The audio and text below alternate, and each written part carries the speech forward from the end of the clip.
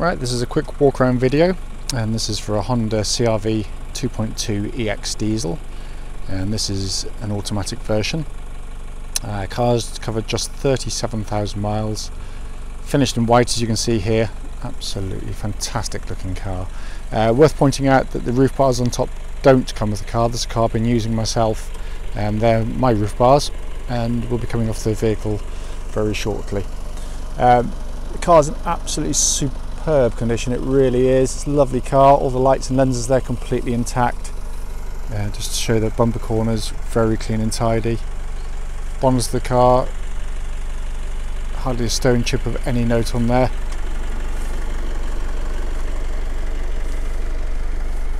Bumper corner on the near side here, again very clean indeed. Just a squat down here, panel work pretty much mirror smooth down that side. I can't see any indentations at all. Front wing is as clean as a whistle, as is front alloy there. There's no marks of, again, any note at all there, but panel work is very clean indeed.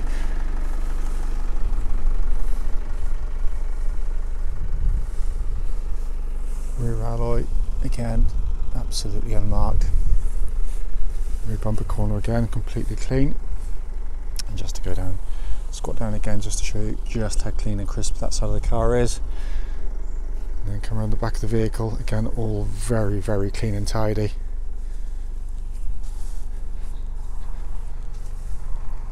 Off side of the vehicle, as with the near side, pretty much mirror smooth down the sides, hardly a mark at all on this vehicle. It's a very clean example. Rear alloy on the offside again, clean as a whistle. All the alloys are very nice indeed on the car.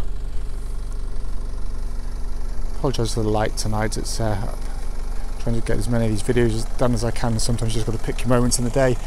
It's been raining all day today. And then final alloy, really clean. Just the only one with a tiniest bit of curbing just there, but it's absolutely minuscule. But overall, a really lovely looking car in fantastic condition. Coming to the boot area, absolutely colossal boot on the CR-V. Tonneau covers there and intact, but all the plastics are in really fine order. It's been kept very nicely by its owner. Quite often you see plastics on the CR-Vs which have been sort of scagged, where people are sort of throwing things in and out. But this one, as I said, it's been kept in really nice condition. It's a near side rear door card. Looks pretty much as new in all honesty. There's hardly a mark, there is no mark that I can see on there. Car comes with a full set of mats in the vehicle. Again, all really nice. Back of the front seats, which are a favourite for being kicked by kids. And these have done very well indeed. Door card on the offside there, again, absolutely as clean as a whistle.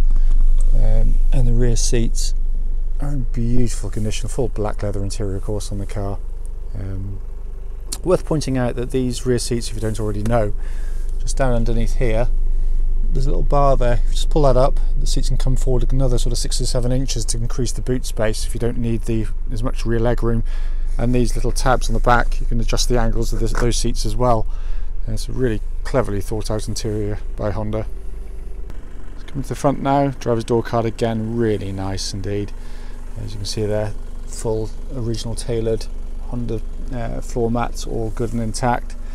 Driver's seat, given the mileage you'd expect to be good, and it really is absolutely fabulous. Likewise, we've got passenger seat there, looks all but as new in all honesty. Obviously on the EX versions, we've got this lovely big panoramic roof. Flick of a switch there, you can open the blind up to let more natural light into the vehicle. All working exactly as it should. So sat in the car now, engine's running as it has been all the way through, so I'll just pop it into neutral there. Interior is in absolutely fantastic condition. It's been beautifully kept. You know, it's a wonderfully built car, they really are. Sat nav, you can see they're fully functional. If I pop the car into reverse, you can see rear parking cameras clear as day on there. Then we've got dual zone climate control, again all working exactly as it should. Video doesn't really do justice to the inside of the car. It's been, say, very well kept. Heated seats, little storage areas there. Obviously, they all look exactly as they should. Obviously, it's all been tried and tested by myself. And then again, extra sort of cubby hole areas as well. And then coming across the main binnacle of the vehicle, panel there, you can see 37,459 miles. There's no warning lights on the vehicle at all, of course. Auto lights, auto wipers, and then we've got a multifunction steering wheel there, which obviously top left audio, top right cruise control, bottom left hands-free and voice activation, then information display on there as well. But all working exactly as it should. And as I said, the video doesn't really do justice to just how nicely kept the interior of the car is. Just before I forget, the car comes complete with its original owner's manual wallet there, and that incorporates the car and navigation manuals. As you can see there, very importantly, the lock and wheel nut key is here and present. So finally, just to show you under the engine bay, as you'd expect from Honda, always very nicely presented engine bays. These are wonderfully tough and durable engines, cam chain driven of course, so there's no cam belts to change on them at all. What will follow this video will be a road test of this very car. Right, this is a quick road test video, and this is for a Honda CR-V 2.2 EX diesel, and this is the automatic version. This particular car is registered NA60FMG, and mileage at the start of this road test is 37,429 miles. The reason we do the road tests, as I say on all of them, very simple. We want customers to see our cars in operation prior to coming to see us. The internet's made looking for cars a lot easier, so people are willing to travel a lot further for cars like this in a particular colour, a low mileage, specification. But clearly your time can be wasted very easily if you go and see a car and it's got a fundamental fault or faults which you should have been told about prior to coming to see them. We've been on the receiving end, which is why we now do these videos. We just think it's the right thing to do. I am critical on the videos, so if there's something wrong with the car, like a warning light or something obvious, I will report it back to you, and I've done it on many of my videos. If there isn't anything, it's just because there isn't anything, basically. The road tests are also done on exactly the same quiet country roads close to our business, where any prospective buyer will be road testing the vehicle, so it should be representative, hopefully, of what you should feel. So starting with the car, clearly a very low mileage car, very, very well maintained by the Honda dealerships. Just been serviced by Honda as well, so expected to be in fine fettle, and it is. I don't want to sort of be a spoiler, but there's not a lot to report on this one, but I'll do my best for you. Starting with the engine, starts absolutely instantly, of course, very smooth, very quiet. There's no strange noises, whirrings or otherwise from the engine. Absolutely no warning lights on the dashboard at all relating to the engine or any other part of the car. I always do these videos when the cars are warm, so if I can check the temperatures truly, and it's running as a third on the temperature gauge, which is exactly where it wants to be on a Honda car. But the engine's a stonking unit, cam chain driven, no belts on these Hondas, which is absolutely as it should be. But this unit, it feels exactly what it is, very, very low mileage, and absolutely as crisp as the day it sort of came off the production line virtually. Engine then goes through into the automatic gearbox. I'll talk about the kind of characteristics in a second, but the tests I do on autoboxers, as everybody should do quite clearly, is when they're warm particularly, just pop them into neutral and then select drive or reverse or both, and just see if there's any delays or clunks or thumps when it goes into gear. It shouldn't, it should just go nice and smoothly, and otherwise it could suggest sort of gearbox wear internally. This one, again, befitting the mileage, very smooth, tight as a drum, gear shift quality absolutely superb. What I love about this combination of engine and gearbox is it works very, very well. It's not always a given that automatics will pair to diesel engines that well. I've been in some where they've been absolutely awful. You get loads of turbo lag, or the gearbox is hunting up and down the whole time. but Honda have done a fantastic job on this. It responds really nicely. Engine picks up pretty well straight away every time you select a gear, but when it does change down, it doesn't do it with a jolt, it does it very smoothly. It's just a beautifully engineered car, as you know, we all know and expect from Honda, of course. But in terms of powertrain, absolutely spot on. Cannot fault it in any way, shape or form. Steering of the car, it's tight, tracks absolutely bullet straight. So I just go around a corner, it's not the best time to do that. Tracks bullet straight, and it just basically, it's got no vibrations at all from the steering wheel. I'm at the legal limit as well, but it's, you know, just nice and taut. For those who,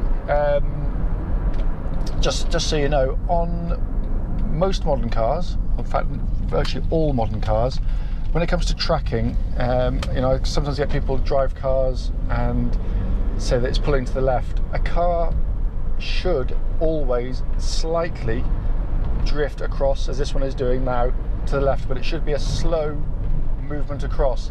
The reason it does it is that the road is actually cambered slightly, so the water runs off to the left or right depending which way you're going, and so that it should naturally follow the contours, but it shouldn't just dive across very quickly. So when I do check it, you know, I do allow for that slight movement, so do be aware of that.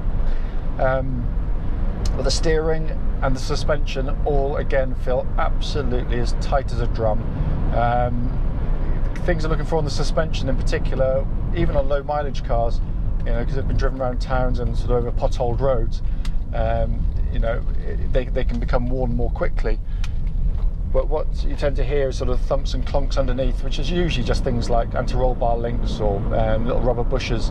So they're not horrendous, but they're annoying and they make the car feel a little bit tatty and old.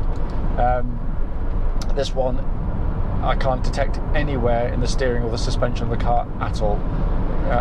Drives cliched, but it is literally driving as new. As I'm driving down here now, just checking the cruise control function of the vehicle, and that's all working exactly as it should as well.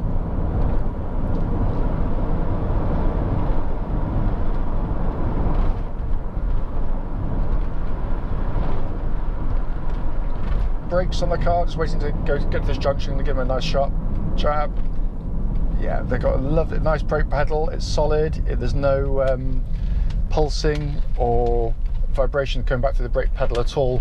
And when you hit the brake pedal, the car goes down straight and true. So it's, you know, it's not pulling left, pulling right. It's exactly as it should be. But they're all in very good order. Having said that, the car is going to be going through an independent MOT later today. So obviously they'll pick up on anything, and anything will be attended to as required. Driving along inside the car here now, all in absolutely beautiful condition, really very well looked after car. Absolutely beautifully built cars, they really are. It's, you know, there's not a hint of a shake or a rattle or a buzz from the interior trim. They're really nice cars to drive as well. You've got a very much straight driving position. It's a really good driving position. Seats very comfortable, very well bolstered, very good for the long distance trips that we have to do. And I suffer with bad backs, so having the electric lumbar support on the driver's seat's a really nice thing. That all works exactly as it should as well. But it's, you know, it's all working exactly as it's intended to as well. The air conditioning's pumping out lovely cold air.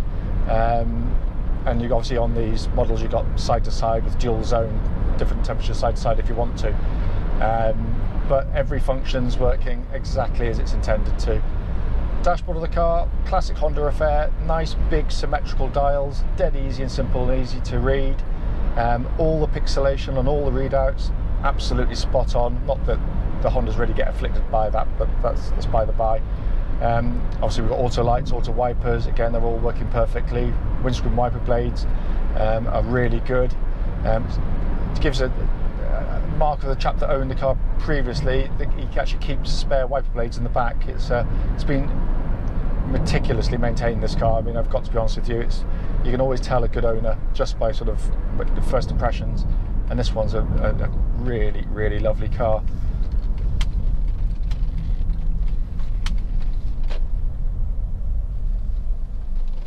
For those that don't know, of course, the CR-Vs run four-wheel drive. Unlike a lot of manufacturers, they don't run it permanently.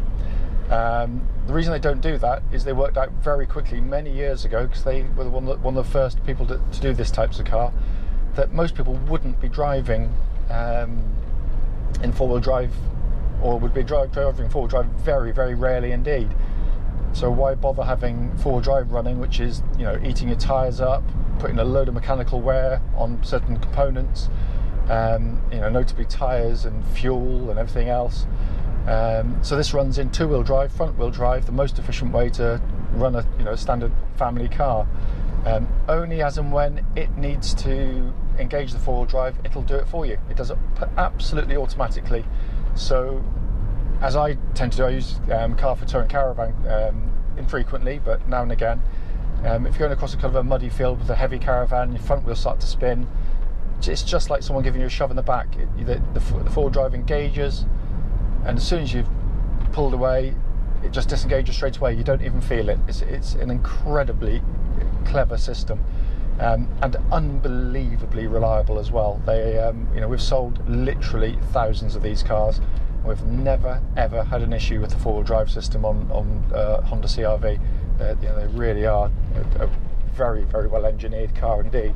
So, I mean, its natural competitors, of course, will be, you know, the obvious candidates. You know, Nissan X-Trail, Toyota RAV4, whatever Volkswagen make, I can't remember now, Tiguan or Touran, no, Tiguan I think, X3. You know, we are biased, we love our Hondas, but we buy them because they are so reliable compared to the other manufacturers, but they're also one of the nicest of all of them to drive. So it's not just that you're buying a very worthy but dull car, you're actually buying a very, very nice car, beautifully built, and you know, one of the most practical in its class. As I said at the start of the video, if there's any issues with the car, I would raise them. There are none at all. It drives absolutely perfectly. If I've missed anything out on the video, however, and it's not by intent or design, then, you know, please, you know, do give me a call, and I'll be happy to answer any questions you might have about the car.